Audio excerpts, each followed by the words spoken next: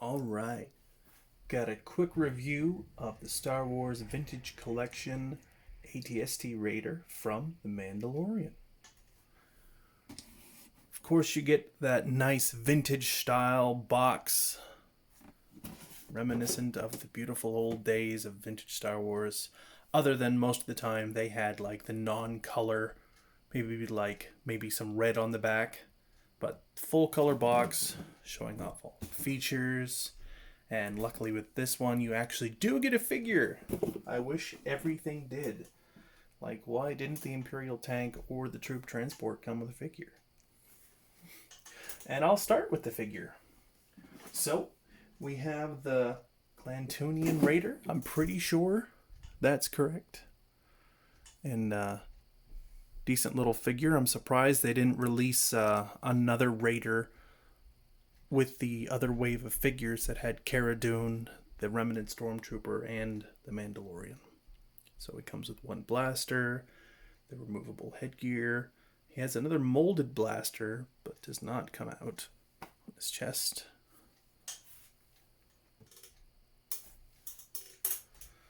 Put him with Cara Dune and the Mandalorian there. Not the correct armor for the Mandalorian.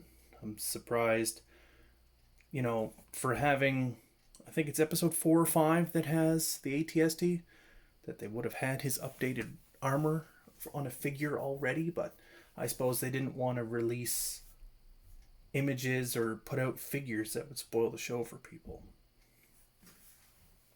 And this wonderful ATST from the more recent mold of the ATST. I don't have the privilege of having the regular one, the regular Imperial one, but happy to have this because it's the same mold with added details and a few extra tidbits that are pretty neat. There are tarps on quite a few of the joints. There's one down here, and on the back, each of the legs here, held on with like an elastic cord, like detailed tarps to make this thing look more withered and junky as it is. And then there's also a cargo net that hangs off this leg, and mine came with a spare grenade launcher. There's only supposed to be one in the set, but that's great. Just put it in that little bag. Looked like part of the junk that the Raiders are hauling around. And I heard quite a few people reading a lot of comments about people having a hard time posing this. I didn't have any trouble getting in this position.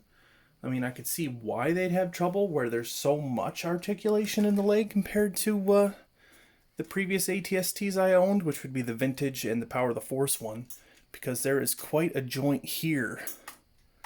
So you could put him in quite the walking pose, but you have the joint here, 360 degrees, and at this joint here, you can also bend this leg quite a bit, and bend there, and the actual foot has a joint in it as well. So tons of articulation in it. But to just get him standing there pretty, you don't need to do much to keep him in that pose. So there's the rotating grenade launcher on that side, and the cannons on this side. The heavy front gun, which pivots and goes up and down. The head, of course, can turn. This is, I just put it together so it's a little stiff. I mean, that's good. You don't want it falling apart on you either. The construction on these is pretty decent. And of course, you have the opening eye slots. Sorry for my arm being in the way for most of that. Put it down in like a mean look. The one thing, especially for the price point of this vehicle, I wish they would have done is had like a small red light inside that to shine out, because if you've seen the episode, you know that half of how this thing was menacing is just this bright red glow emanating from this thing while it was attacking them.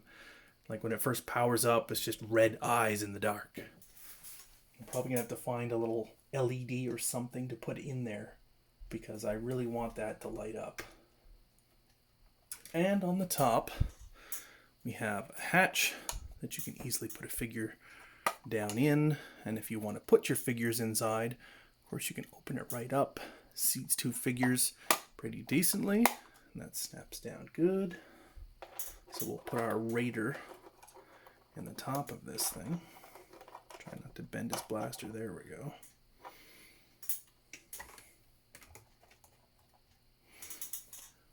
Very impressed with this.